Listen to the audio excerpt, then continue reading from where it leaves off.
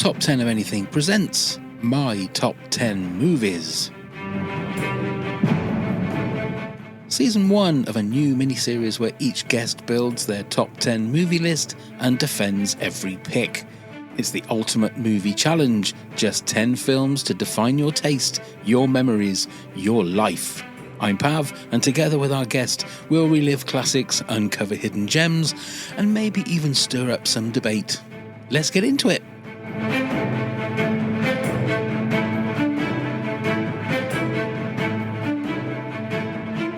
That's what I love when everybody. I love it when everybody has sort of made notes and that, because it feels like they've really sort of thought about it. Yeah. Because it's not an easy thing. Well, no, I mean, my God, there are so many films. I keep thinking of films that didn't make it, and films that make me think, my God, if that was on TV, I would absolutely drop everything to watch it. And yet it didn't quite make the top 10. But that's so many. Hello, everybody. We've started. Let's just we've started, and I'm so happy to say that we've got the Governess back herself from the chase. Anne Hegerty is back and joining us again to go through her top 10 movies of all time. Lovely to see you, Anne. Thank you very much for spending some time with us again. We were just literally saying how hard and probably how fluid a person's top 10 movies of all time are. Yes, because what you've chosen today will probably be completely different next week or the week after. Could very well be. I mean, there are just so many films that I find myself thinking, if this was on TV, I would drop everything to watch it. And yet it didn't quite make the top 10. Yeah. I mean, you've got a load of Star Wars stuff behind you. I remember going to see Star Wars when it first came out in 1977 in Leicester Square. And I was just so proud. I think I've still got the program somewhere. I've still got an original poster, which has got a bit torn out of it. And, and I loved it. And I wrote a full page review of it for the student newspaper of the university I was at. Yeah. And yet there are no actual Star Wars movies in my top 10.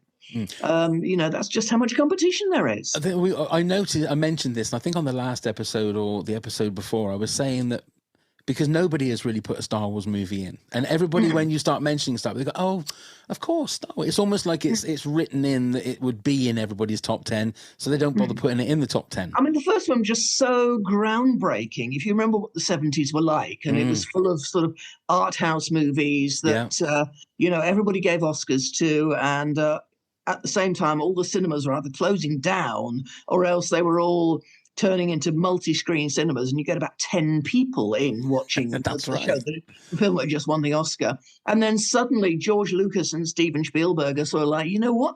Let's actually make some fun movies that people want to go and see. Yeah, and it became a whole genre in itself, didn't it, really? So, I mean, obviously we'll get into your top 10. As somebody that is so linked to quizzing and where did your love of quizzing come from? I think a lot of this is simply to do with being on the autistic spectrum. Okay. It's to do with the fact that I get absolutely obsessed with things. I'll sort of casually go and see a film. And I mean, it's easier now if it's on TV. You can just watch it again and again and again. Yeah. And I can just absolutely go down a rabbit hole and become completely obsessed with a film and think about nothing else for the next 6 weeks. And by the end of that 6 weeks, I've sort of recovered. I can function again. But now I know an enormous amount about, a film and possibly the oeuvre of quite a lot of the people who were in it. Suddenly I've got a lot of information. I'm not nearly as good on more recent films, partly because I can't let myself go down that rabbit hole anymore, because it means I just can't function for several weeks. Oh, really? And I've just got too much to do. Yeah. So I don't see nearly as many films. If I watch a film nowadays, it's probably on a plane. And it tends to be either Pixar or Marvel. Because I don't know, I just find those, more accessible. I still don't really want to win. I don't want to watch the kind of films that win Oscars. Yeah. So I do want to see Oppenheimer. Yeah. So I'm kind of hoping I'm going to be on a plane in a couple of weeks, and I kind of hope I might be able to find Oppenheimer on there. But if not, I'll probably watch the Barbie movie. Of course, of course. So, in regards to like being on the chase, and are you a competitive person? Also, like you got the say the autistic spectrum, but in yourself, are you a do you love the competition of quizzing and stuff like that? Oddly enough, I'm less competitive, I think, than I used to be, and I'm less competitive than people think I am. Right. Sometimes I get put in for TV shows where that there's a competition element, and it's only after I've signed up for it I discover I'm expected to be absolutely passionate about it. And quite often, I've been put in for something I'm sort of fundamentally not actually all that passionate about. So then it becomes difficult, and you have to fake it and sort of try and please the people that you're working with and pretend you really care about something you possibly don't actually terribly care about. Right. So when you're doing something like The Chase, where you not only got to compete, you've not only got to know, or at least look like you know the answers, but you've got to stay in a character as well. Yeah. Is that? I mean, that's a three-pronged attack on your senses. Is that harder than you would say a normal TV job would be? I don't know about any normal TV job. I suppose there's no such thing. I've never had a normal TV job. I really do enjoy the acting side of it. I do enjoy being the governess and kind of assuming that character, and then sort of adding in little bits of unexpected comedy. I would love to do more acting. I'm some friends of mine are making a film this summer, and there's a scene for me in it. Nice. Which is lovely. Nice. And I mean, it's very low budget, and we're being offered a share of the profits. So I mean, that'll be nice. Well, Alec Guinness had the same thing with Star Wars. Look, and he became a multi-millionaire. Absolutely, yes. But yeah, I don't think he's given the other Star Wars, but it's a fun little film, and I like the script. That's nice. And I've just signed up with a voiceover agency. Okay. So I'd love to do more voiceover stuff. I know very little about video games because I just don't play any sort of game really. But I actually really enjoyed doing a couple of video game bits on the voice reel. So as a matter of fact, I would love it if someone would tap me up to do a video game, because then I'd learn more stuff about video games. Yeah, and you become obsessed with them. Well, goodness, I do hope not. But I mean, our video game expert on The Chase is Jenny. I mean, she just knows everything. And it'd be nice to know, a tenth of what she knows. So is there competitiveness between the other chasers then in regards to what you do? No, I mean, we're very sort of mutually supportive. It's just that nobody really likes to be the weak link. And I know that, I'm not great on sport. I pay more attention than people might think I do, but I mean, that's still not an awful lot. And okay, what's behind you? Oh, it's Liverpool. Yes, of course it is. Yeah. How stupid. It's always, two of my fellow chasers are massive Liverpool fans. Right. I'm really the only chaser that doesn't really have a football team. I'm just not that. Well, we can adopt you. We can adopt you as a Liverpool fan. I watch the national team. Yeah. So I don't know a great deal about sport, although I try, and I don't, as I say, know very much about video games. Yeah. So, it'd be useful to know these things. So you were saying about the fact that you love, like you love watching Pixar and Marvel. Do you kind of like staying in that lane? Because like you say, it's almost like it's comfort food, isn't it? You don't really have to think about it too much. When I was at university, I was a member of the Film Society, which meant that for £5, you could, every week, it was either once a week or twice a week, you could go along to the theatre and show your little card and watch a double bill of just all sorts of things. And it might be sort of, a lot of it was art house movies. It was old classic movies. It was just enormous amounts of it. There was silent movies, just tons and tons of things, and things that had come out. This was in the 1970s, but things that had come out in that decade or the 60s. And I just watched so many films, and just picked up a load of information about them. Right. Well, let's. I'm fascinated to know what you've got in your top 10 now. It won't be like anyone else's top 10. Well, that's what we like. It's going to be my top 10, which are just simply things that just caught my attention in ways I can't perhaps explain. Yeah. And they're probably not actually the top 10 best films ever made. And I think the Almost thing is, certainly they're not the top 10 best films ever made. no, but I think especially this, in regards to counting your top 10 movies, it's such a personal thing as well. So we've always said every top 10 is right because it's personal to you. Yeah. And I think I was talking to, when we had Michael Fenton Stevens on, we were saying about the fact that some people will look at it and go, well, The Godfather has to be on there because it's like one of the greatest movies ever made. But if it doesn't ring to you, it's not, this is your top 10. It's not you know, I find it fascinating. I have with every episode we've had so far. So and what's your number 10? Right. Well, there has to be a screwball comedy in here somewhere, and it's probably going to be by Howard Hawks. And I did think, I went through, I thought, you know, there's 20th Century, there's Nothing Sacred, which isn't Howard Hawks, but it's the kind of movie he might have made.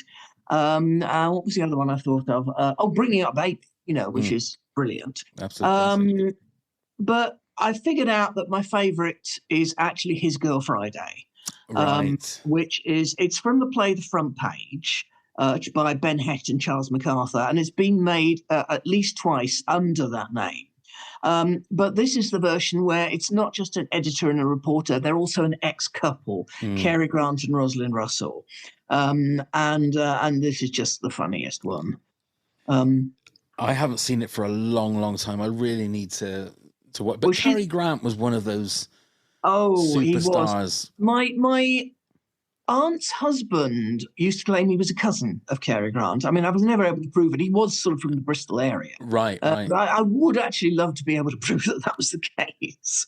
But yes, this is the one where she's leaving her job on the paper to get married.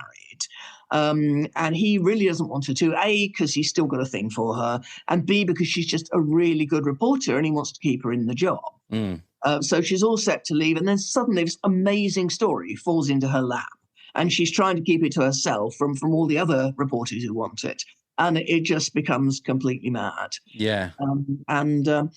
She's got this sort of pathetic fiancé waiting for her in the vestibule. And he's played by...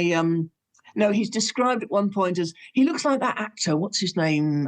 Frank Bellamy, which, you know, is sort of just as well because he's played by Frank Bellamy. I don't know if you... About 40 years later, of course, they made Trading Places, and he was one of the Duke brothers. That's right, with Don Amici. Yeah, that's right. Yes. So it's sort of like really his only two claims to fame. You feel like they don't make these kind of rom-com movies anymore. I mean, they haven't for years, I don't think, those kind of rom-com movies. Possibly not. I mean, there have been some fantastically funny movies, you know, in the last sort of few decades. I think we just don't call them screwball movies anymore. And you know, maybe the jokes are a bit different. Yeah. But they can be, you know, they can be just as manic and just as funny. But this one has just been a long-term favourite of mine. It's the sort of thing I could imagine my mother watching. I used to like my mother's sense of humour. It was very similar. There's one film that is not on this list, but it's the one film I wish I had sat down and watched with my mother, because she would have just been on the floor laughing. And it's what's it called? My Favourite Year, the one with Peter O'Toole in. That was Michael Fenton Stevens' #1 movie. Was it? It was. My mother would have adored it. It was just exactly her sense of humour. She liked Peter O'Toole anyway, and she just would have rolled about laughing. There you go. You go. Can't really argue they don't make screwball comedies. I mean, okay, that one's like 45 years old. Yeah. But you know, it's not on my list, but it's a great film. Yeah, I think it's the fact that they become a little bit more like sex comedies and like American Pie, that kind of thing, where it's a little bit more on the nose, if you like. And as you say, rom-coms, that sort of thing. Yeah. But that's a classic way to start. So that's your number 10, His Girl Friday. What's your number 9 then, please, Anne? Okay, the number 9 is a Brian De Palma film from the mid-70s called The Phantom of the Paradise. Oh, okay. And it's kind of obscure. It's an updated rock take on The Phantom of the Opera. The villain is not really the Phantom. The villain is this creepy impresario called Swan, who's played by Paul Williams, who also wrote the score. It's a fabulous score. Yes. And he's clearly based on Phil Spector. back in the days when we didn't quite know what Phil Spector was like. Yeah, I don't know if I can explain why I got so obsessed. I saw it. This was one of the things that I saw at the Edinburgh University Film Society, and it was on a double bill. And the first film on the bill was Lon Chaney's version of The Phantom of the Opera. So once I'd seen that, and then I saw The Phantom of the Paradise, and I got all the clever little callbacks, like there's a character in it called Philbin, who in the Lon Chaney version, the girl is played by Mary Philbin. So little things like that I really enjoyed. But I can't explain. It absolutely blew me away. It's the score is brilliant. The Phantom is played by an actor called William Finley, who doesn't seem to have done anything else virtually, and he was just so good.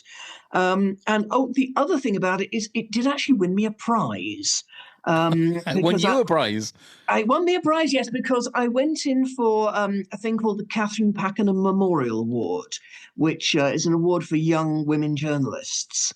And one of the things that I submitted was a review of this film, and I was one of the runners-up. Catherine Pakenham was the daughter of Lord and Lady Longford. And Lady Longford said to me at the prize giving, she said, "Doesn't sound like the sort of film I'd want to see, but you made me feel like I wanted to go and see it."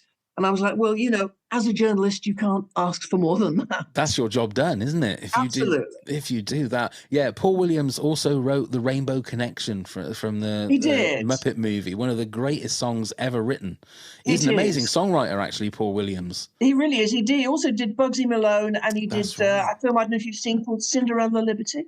Oh, I haven't seen that one, no. And, that's a good one too, with James Caan in. Right. Because I just put the information up on IMDb, and it shows the trailer while the information's there. It looks mad as a box of frogs. It looks a crazy movie. Paradise. Oh my God, it is. I've never heard of it before, and considering it's Brian De Palma as well, it's like, wow, I've got to try and find that somewhere because it looks absolutely crazy. It really is. It's a very mid-70s film. It is definitely it feels like it's pre-Star Wars. It was 74 that it came out. It definitely feels like apparently Brian De Palma, when he was watching a rough cut of Star Wars, and George Lucas said, "What do you think?" And he didn't quite know how to say, "This is terrible and no one's going to see it." I think it was Spielberg. Where is he now? Yeah, Spielberg was the only one of his friends that said, "George, this is going to be amazing," and everybody else, Coppola and all of that lot, was saying, "What have you done, George? What have you done?" Okay, I mean, this is a fascinating top 10 already. So hit us with your number 8, please, Anne. Okay, number 8 is what I think is the best Disney film ever, which is Dumbo. And it was made in a rush while the entire studio was focusing on Fantasia, and they were also in the middle of an animator's strike. So it was, and it only came in at 63 minutes. And all the distributors said, "Look, how do we sell this? It's not long enough to be a feature, and it's not a short." And Disney said, "Okay, look, come in and I'll show you a screening, and then you can suggest where it needs to be lengthened or shortened." And they came in, and they all came out saying, "This is absolutely perfect. You cannot change a thing, not a thing. It's got to come in at exactly that moment." And actually, it was what people don't really realize. It was a great favourite among the Algonquin Round Table. Alexander Walcott, who was one of the founders of the Algonquin Round Table, absolutely adored it. He said it was like a Christmas carol. And there was an artist member of the Round Table called Nazer McMain who went to see it 7 times. So the interesting thing is, I mean, we see it as this sort of insipid feel-good movie. Have you ever considered what a squalid plot it's got? It's like Dickens. I mean, listen, this is the story of it's about a deformed baby who is born to an illiterate single mother who is jailed for assault shortly after his birth. He's taken in by his mother's employers who they abuse him. I mean, they risk his life. The only person who befriends him is played by an actor who specialised in gangsters. There's a scene where this baby, and I stress baby, gets drunk and has horrific hallucinations. And I mean, the the nearest it gets to a happy ending is that the baby's deformity turns out to be commercially exploitable. I mean, that's great. The magic of Disney. Yeah, absolutely. And it's, so, wow, how exactly would I explain this to a Martian and say, yeah, it's a feel-good movie? But also the other, can I just say, because carry on. someone's gonna mention this. He's also befriended by a bunch of characters who are clearly meant to be African American and not at the top of the social heap. And can I just say, I really like the Crows. I really like that they are utterly self-confident. They're not beholden to anybody. They don't let Timothy bully them. He tries to bully them, and they're just sort of, They're completely unimpressed. And the only way Timothy gets through to them is by engaging their sympathies and trying to make them feel sorry for Dumbo. And, in a sense, it's sort of, shared humanity, if you want to call it that, rather than him browbeating them, which simply doesn't work because they don't care. Yeah. And there is a lot about them that represents the kind of sort of humor and entertainment tropes that Black Americans of that time actually used to employ in their own humor, the kind of jokes they used to make between them. I mean, I swear there's a moment at the end of the scene where the head crow is holding a cigar in the end of a pin. And I'm like, is that actually a dupe? So, and a lot of Black people seeing the movie would have thought exactly the same thing. Yeah, and one of the beauties of especially early Disney is there are a lot of stuff in there that is really sad, that is really scary. I can remember like Snow White when she goes into Bambi's the forest. mother. Bambi's mother. There are a lot of dark things going on, but it's all under this umbrella of the magic of Disney. But I think that's what made Disney so good. It was for everybody. Yeah, even though it was a cartoon, there was a lot of adult themes, and the subtexts in nearly every Disney movie were always very adult and very grown up.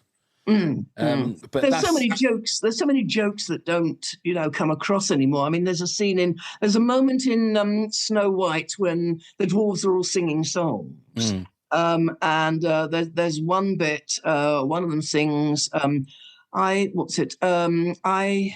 like to dance and tap my feet, but they won't keep in rhythm. You see, I washed them both today and I can't do nothing with them. And that would absolutely baffle most people who watched it, because what he's referencing is the idea that back in the days when there was no such thing as conditioner, you would wash your hair and for several days you would look like a dandelion clock.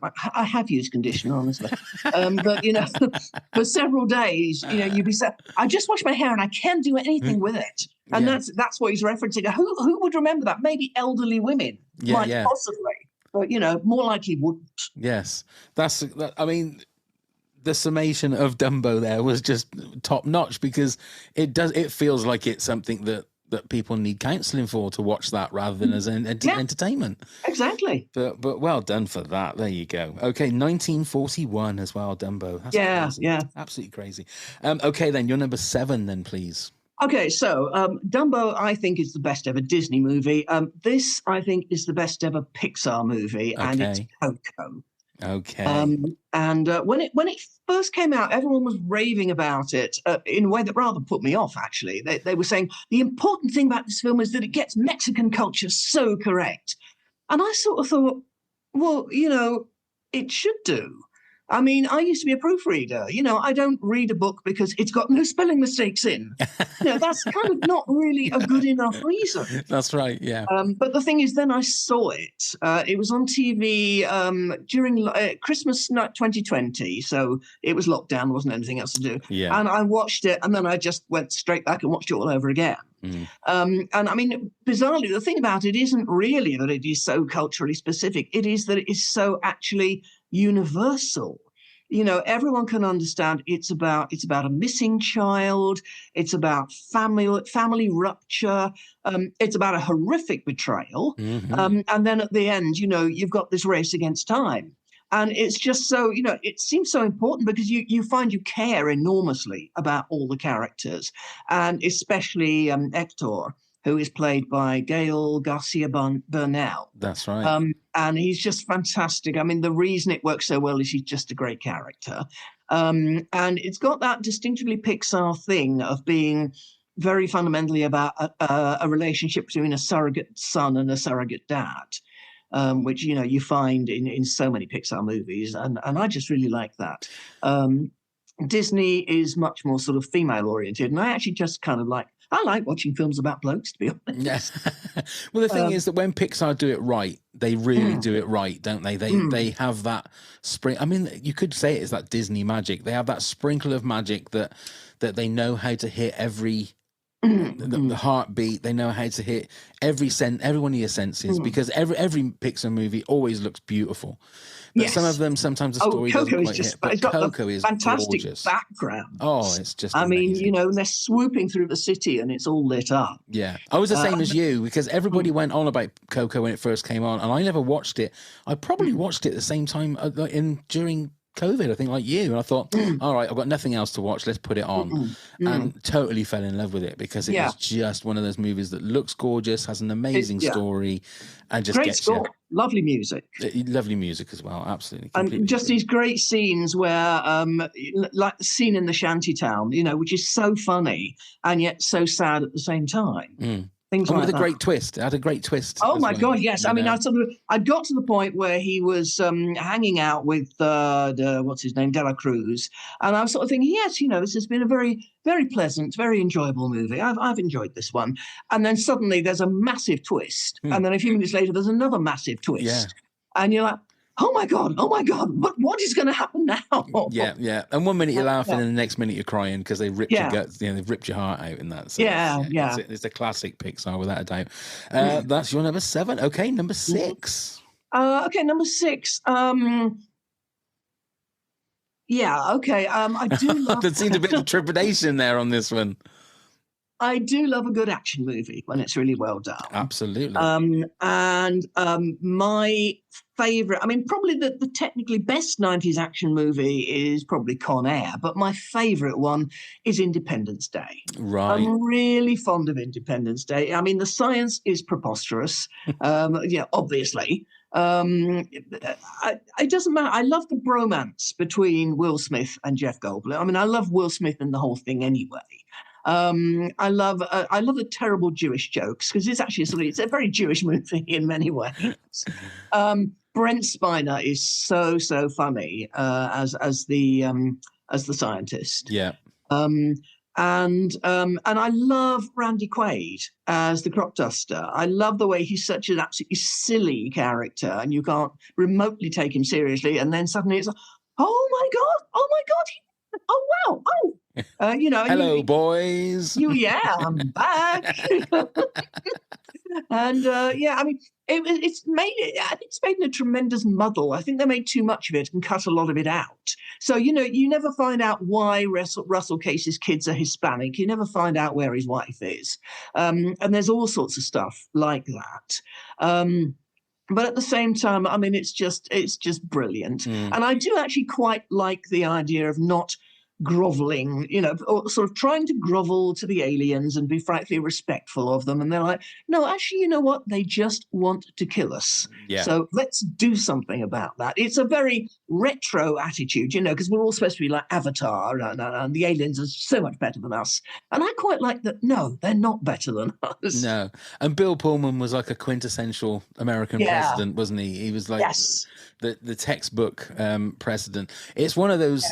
It's one of those movies that was like a popcorn movie, just a popcorn movie, and it has loads of moments in it that you think, well, like you said, that doesn't make sense. I mean, isn't it amazing that the alien ship has USB ports that they can put? I know. How mad is that? If you're using an Apple Mac, you can actually send them a virus that they will understand to be a virus. Yeah, they're getting their parts from Radio Shack just the same as we are. So that's helpful. But it was, you know, I mean, Will Smith was at the top of his game, wasn't he? Oh my God, so good! Yes, you know, I mean, it was very tight between that and Men in Black. To be honest. Yeah. Because I love Men in Black because I massively fancy Tommy Lee Jones, especially about that era. Of course. So, but I just think Independence Day is the one. Every time it's on, I'll think, yeah, I'm going to watch this again. And then I just watched the whole thing, you know, right at the end. I can remember watching the trailer at the cinema for whatever movie I was watching, and it's the line in the trailer where the woman goes, "Oh, I hope they bring back Elvis." Oh, yes. And I thought, I'm in just with that line from the trailer, and the special effects looked amazing at the time. But that's as a good 90s action movie, that was great. I mean, I think we've done a top 10 of 90s action movies, and I think Independence Day was in my top 5 without a doubt. Great one. Okay, you're number 5 then, please. Okay, so I'm a huge Charlie Chaplin fan. Okay. And my number 5 is City Lights from 1931. I think Chaplin is still massively misunderstood. Right. I think people who don't know much about him, they say, "Oh, he was terribly sentimental, wasn't he?" And I generally manage to shut this one down by saying, "What is your all-time favorite film?" And they all go, "Oh, well, of course, it's A Wonderful Life." And I'm like, you know what? It doesn't get more sentimental than that. That is true. So, really, you don't get to claim that Chaplin is too sentimental. And I don't find him sentimental. I actually find him savage and primal. I think, in a lot of his early films, I mean, he got a reputation for sort of basically going around kicking people up the bum. This is what people thought of him in the 1910s. That's what he does. And pratfalls and things like that, yeah. Yes, but also, sort of quite vicious targeting of other people, which, I just like, I like the way that his character is actually quite sort of, there's a great scene in The Kid where he has just rescued the kid from being taken away by social services. And there's a scene where the guy who was driving the wagon has just realized the kid's not in it anymore. And he gets down and we can see him full face. And we see Chaplin from the back. And we don't know what he's seeing in Chaplin's face, but Chaplin just kind of makes a little twitch and the guy starts running. And you realize he's seen in his face something like, "I may be half your size, but you lay a finger on my kid and I will end you." Yeah, and he's genuinely scared. I like how he is capable of channeling that enormous fierceness when he needs to. So on the Mount Rushmore of say early 20s, 30s comedy, where you've got Marx Brothers, the Three Stooges, Laurel and Hardy, Harold Lloyd, who would you have? What 4 acts would you have up on the Mount Rushmore? I would assume Charlie Chaplin would be one of them. Yeah, and the Marx Brothers, they're coming up. Oh, right, okay. Laurel and Hardy, I feel very well disposed to. I think they were both very nice people, and Stan Laurel seems to have understood Chaplin better than almost anyone else. They'd known each other since they were teenagers. When Chaplin got married to his 4th wife, who was like 30-something years younger than him, and everyone said, "Oh my God, he's gone mad, it's never going to last." And Laurel said, No, I know who this girl reminds him of, and I know why that is the reason why it is going to last. And he was right, and everybody else was wrong. I suppose my problem with Laurel, I never find stupidity funny, because it just makes me nervous. Oh, right. Okay. That's interesting. So like I say, I can respect them, but they're not actually in my top 10. Right. Okay. And someone like, so I would assume like the Three Stooges, you lump them in the same as Laurel and Hardy because it was mainly stupidity. I guess. Wasn't it? I mean, yeah, they were very good at being stupid. Yeah.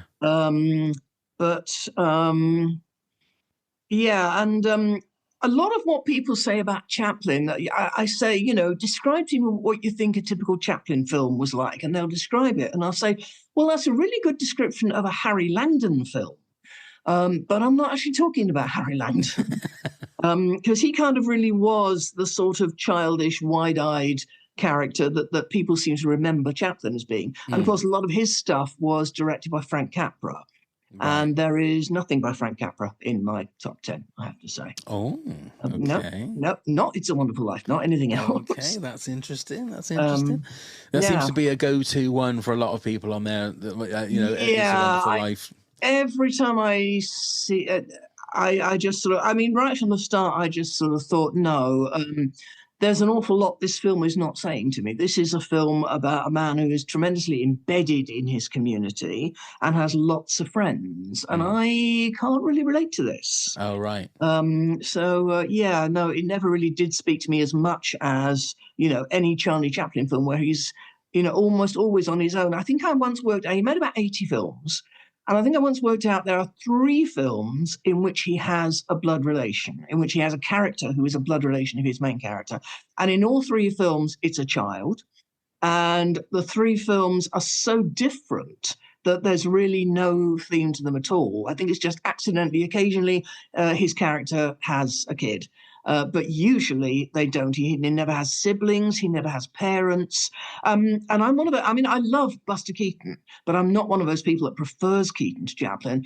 And one of the things, Keaton usually played someone who was more embedded than that. The whole point about Steamboat Bill Jr. is there is a Steamboat Bill Sr., who is disappointed in his son. Chaplin never played anyone's son. No.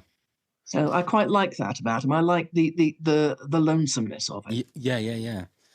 Fascinating. Okay, that's your number 5. So on to your number 4 then, please, Anne. Number 4 is the Marx Brothers. Oh, there you go. And they made 5 films at Paramount, and then they moved to MGM, and they got given bigger production values and a bigger cast and a bit more of a plot.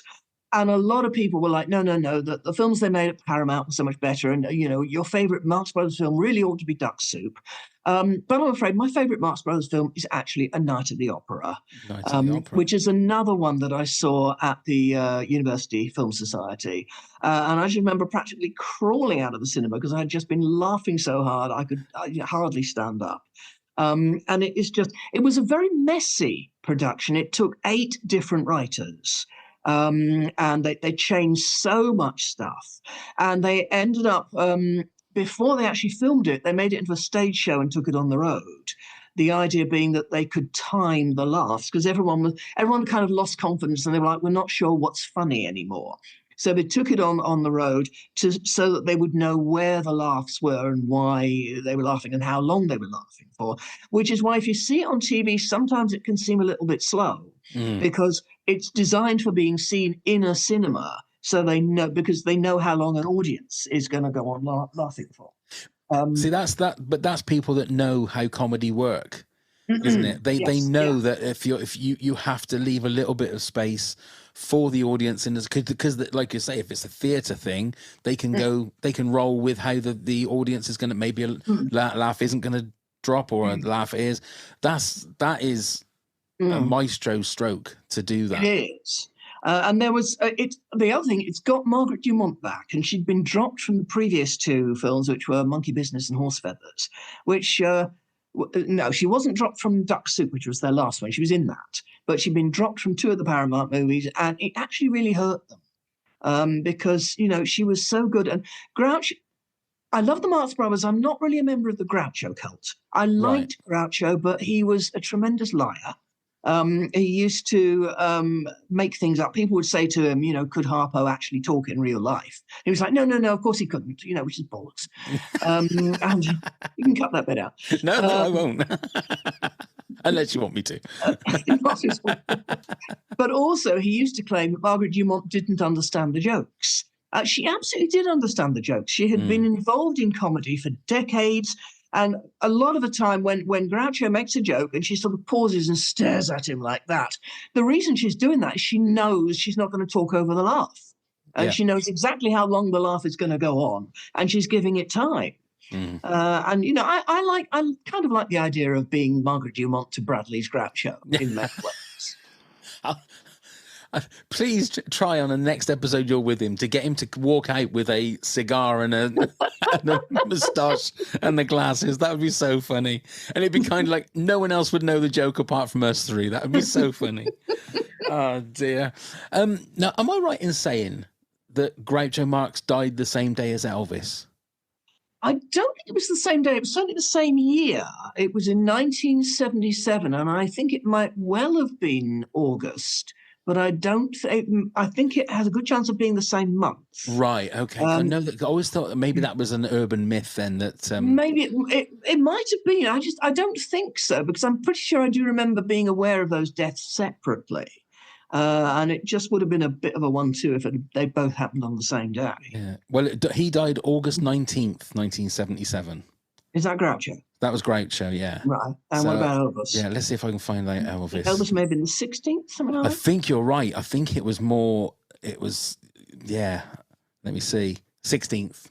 Yeah. So it was 3 days before, but it was always I'm sure it was always a thing I've written that said, oh, Groucho Marx died the same day as Elvis. That's why nobody ever really talks about it. The same as I think Farrah Fawcett died the same day as Michael Jackson. Yeah. Which is, I think Zeppo had died earlier that year, and Groucho by that time was so gaga that nobody actually told him. Right. Okay. There you go. I think so. But yes, I do. I remember the joke at Christmas. What did Bing Crosby and Elvis Presley get for Christmas? Charlie Chaplin. He died on Christmas Day, 1977. Of course, yes. Oh my God. But yeah, no, they didn't actually mention Groucho Marx. No. Okay, your number 3 then, please. My number 3, I honestly think this is the single funniest film I've ever seen, and it's not a well-known one at all. It's called The Miracle of Morgan's Creek. And it's by Preston Sturges, and it came out, it was produced in 1943. And I think one of the reasons it is so funny is that you are just incredulous that a film like this could have got past the censors in 1943. Really? And actually it didn't. It was held up by the Hayes office for about a year.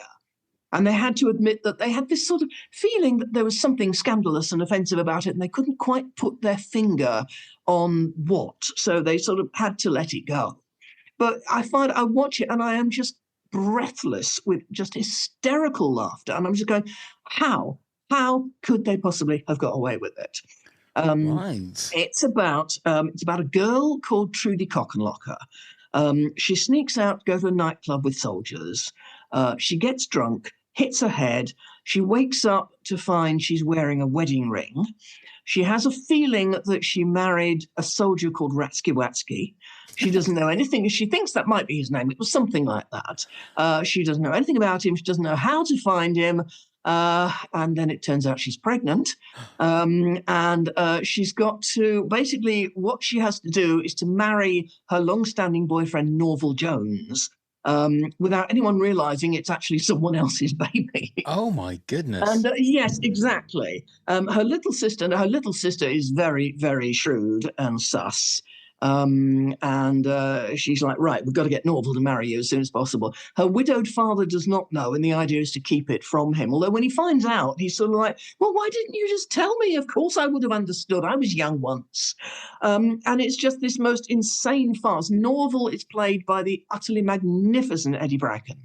So good. And I mean, really, if Eddie Bracken is in the film, then you don't really need to care about who else is in it. And the whole thing ends up with Trudy becomes a national heroine because she gives birth to quintuplets. And so the governor, the state governor, is sort of like, right, let's just pretend that there was never anybody called Ratsky Watsky and that she was married to Norval Jones all the time, and and these are his babies. And so it just kind of goes along like that. It's the most mad thing. That sounds totally crazy. I must admit, it really is, and it is utterly brilliant. I have never heard that in my life. It's so obscure, and it's so good. I mean, just the name Cockenlocker is enough to get it banned, you would have thought, in 1943. 1943, yes. Goodness me. I mean, you've definitely, I mean, there's a couple of movies today that I mean, The Miracle of Morgan's Creek, The Phantom of the Paradise are two movies I've never heard of before. So thank you for that. If anything, like I say, I tend to get obsessed with things, that nobody else has heard of. Well, you've certainly done that. That's for sure. Yeah, that is crazy. Absolutely crazy. Okay. So if that's your number 3, what's your number 2? Number 2 is Stagecoach. It's a John Ford film from 1939. It was the first film to star John Wayne. He'd made a lot of sort of small appearances in Westerns, and this was the first film that really made him a star. And it was the first Western that you could actually admit to having gone to see.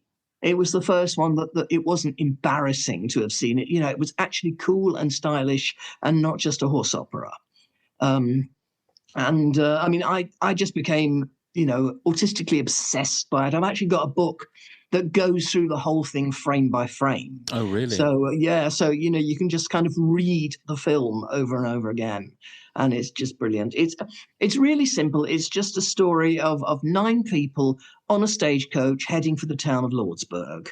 And it's how their stories interact and what happens to them. And there's the people on the top of the coach. There's the driver. There's the U.S. Marshal who's there because the Apaches are getting restless. He's there to see if he can arrest the Ringo Kid if he finds him. And then there's the Ringo Kid himself, who turns up half an hour into the movie, and that is John Wayne. So he's also riding on the top of the coach. Right. And then inside you've got the other 6. You've got the respectable people. You've got the banker who's actually running away with the funds from his bank.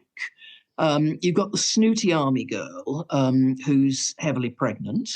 It's a very John Ford trope, to have some sort of dramatic life event happen in the middle of a film. Yeah. And there's this nervous whiskey salesman who's he's not sort of terribly important, but he's kind of there. And then you have the 3 disreputable ones. You have this gambler.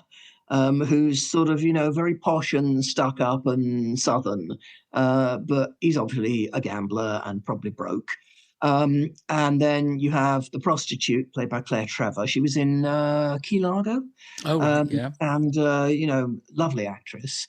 And super eminently, you have the main reason that I love this film. You have the doctor who is played by Thomas Mitchell. And Thomas Mitchell is just so underrated. I think the nearest thing we have to him these days is probably John C. Reilly.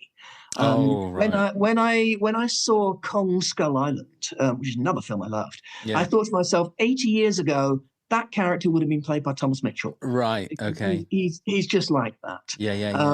And this particular doctor is a drunk and being run out of town for being a drunk. At the same time, the prostitute is being run out of town for being a prostitute. Right. And he befriends her and he says to her, they're getting rid of the dregs of the town. Come along, be a proud, glorified dreg like me. And they link arms and walk off. And he's just hilarious. He teases the whiskey salesman. He gets on the nerves of the gambler because they were on opposite sides in the Civil War. And then there is a scene where the snooty army girl goes into labor. And he has to be sobered up really quickly with strong coffee in order to deliver the baby. And he turns out to be a very good doctor. And when he's sober, he's actually very sensible and level-headed and very philosophical. Wow. So, yeah. Are you a fan of the Western as a genre in itself? I can be, if it's a good Western. I mean, I'm a very urban person. I'm not really one for the great outdoors. Right. And I don't listen to country music much. No. But if it's well done, it's kind of it's the action movie of the 30s. You're right. Yeah. 30s absolutely. and 40s. Well, there you go. Another one to add to the ever-growing list. Okay, your number 2 then, please, Anne. That was number 2. Oh Christ, yeah, it was. I just didn't write it down.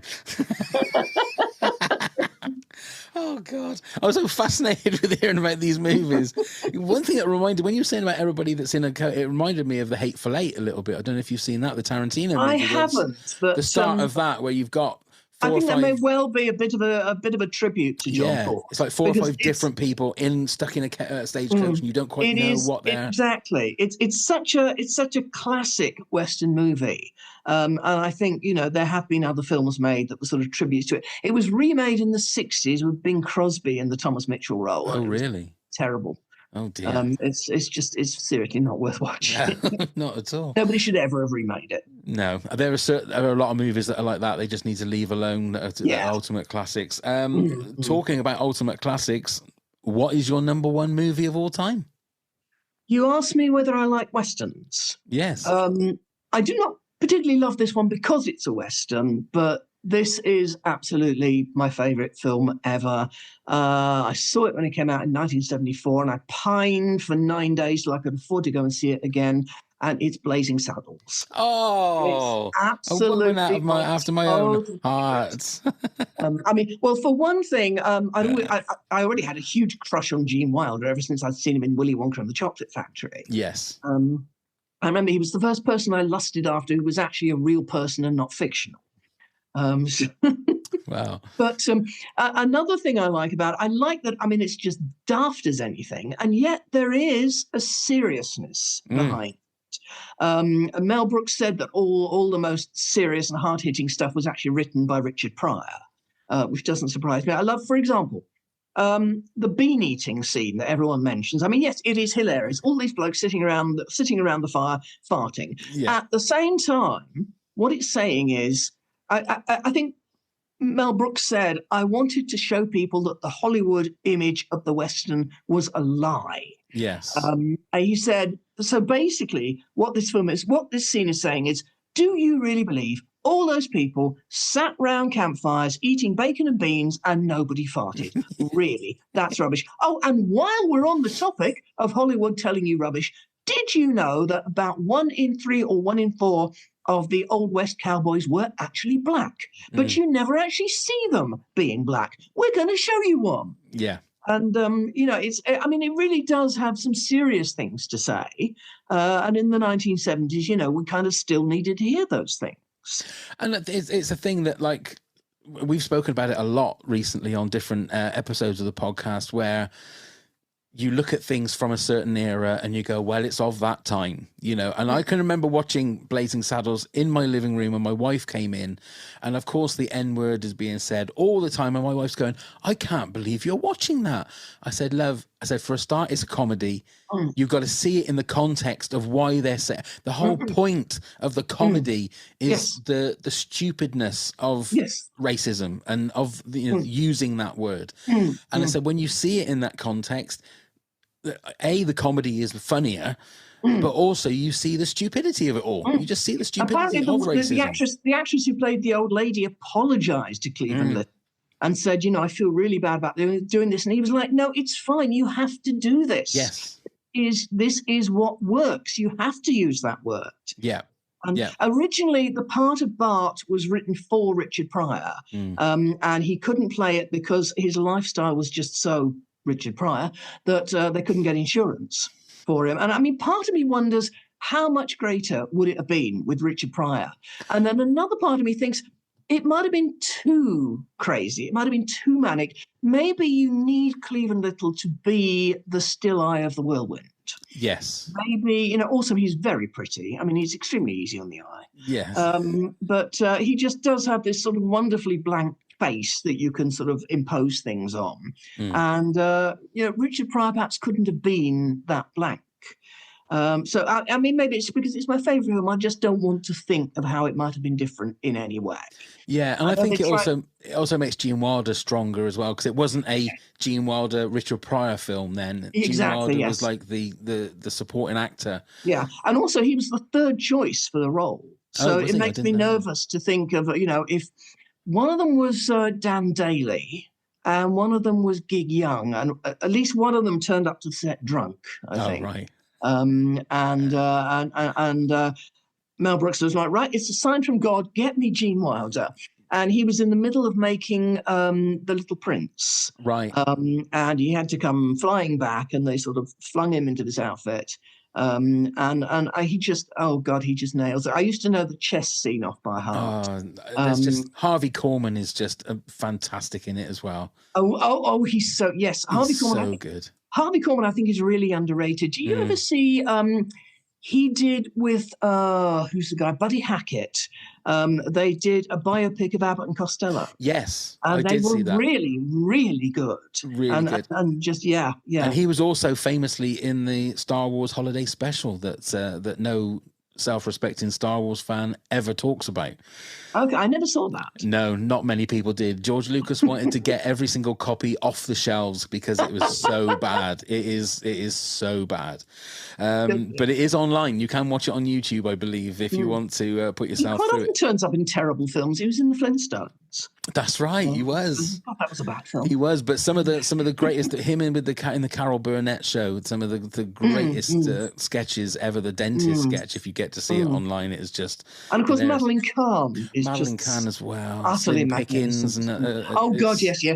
It's so good. Burton Gilliam apparently was also really embarrassed at having to use that sort of language to Cleveland Little. He was one of the people who apologized to him. Yeah. So it was a film made by good people. It was, and with a great story to tell and a great absolutely. message. And I think the trouble is like people, like I say, like my wife goes, "Oh, you can't watch that these days." I goes, "Yes, you absolutely can. Yeah, you of course absolutely you can. can." I mean, nothing has changed in that. It is still a passionately anti-racist film, and that's what it's supposed to be. And really, really funny. Yeah, absolutely brilliant. As a comedy, it's just really fun. Every Christmas, my cousin and I we'd put on a panto for the adults at my grand's house. And that year, we wrote the panto in the summer, and an awful lot of Blazing Saddles got into it.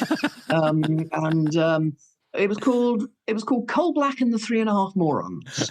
I mean, we wanted to have 7 morons, but there were only 7 cousins, and we just realised we could actually have more than 3.5 morons on the stage at the same time. Very good. And I take it there's no video footage of that, is there? I sincerely hope there isn't. But yeah, a lot of Blazing Saddles got into that, and I think it was just too hip for the room. It went over the adults' heads. There you go. Well, that was a very interesting top 10, and I must admit, I mean, I like fun things. Absolutely, and like I say, what I love about this is like there are movies there that I can discover now because there's definitely a couple of movies and the footage that I've seen while I was on IMDb. It makes me fascinated to watch them, to be fair, because especially Phantom of the Paradise. Some sort of unfun films I could have put in there. I could have put Jean Cocteau's Orphée, for example, which is a wonderful film, but it just didn't quite make the top 10. No. And like I say, if we did this again next month, it would probably be very possibly 50-60% different. Yeah. So, Anne, what have you got? The chase is still going, obviously. What other indeed, things going yes, on? We've put an entire series in the can. Nice. We are filming again in autumn. We're filming Beat the Chasers in June. Before then, I'm going to Australia for 3 weeks to do the Chase Australia. Wow. And then coming back to do Beat the Chasers. And then, as I say, these friends of mine have written a film with a scene in it that's got me in. So I'm going to Lincolnshire for a day to do that. Nice. And then I have a little bit of time off. And then various other sort of manic things. Are you panto this year? I'm panto this year. I'm doing the same. Basically, I'm doing what I did last year, going to Scarborough until New Year, and then the whole panto packs up and moves down to Warrington. Oh, right. Last year it was Cinderella, and this year it's Beauty and the Beast. Right. Do you obviously enjoy doing the panto? I do, yes. But I would stress also that I do it for the money. Yeah. So many people seem to think it's Anne's little Amdram hobby. No, it's not. I'm getting decently paid for it. Yes. But a lot of people who don't go to panto imagine that it's all a bit sort of amateurish. And I'm like, guys, I have worked with people who've been in the West End. These are not amateurs. Yeah. Well, good luck with everything, Anne. And once again, it's always lovely to spend time with you. Thank you so much for giving us a bit of your time. It's like I say, it's just a pleasure to chat to you. It really is. For everybody else, all of the information for everything you need is in the show notes, so please just click there. Thank you to NIKOS SPILIOTIS for the theme tune, which you can get all of his information and all of his stuff on YouTube.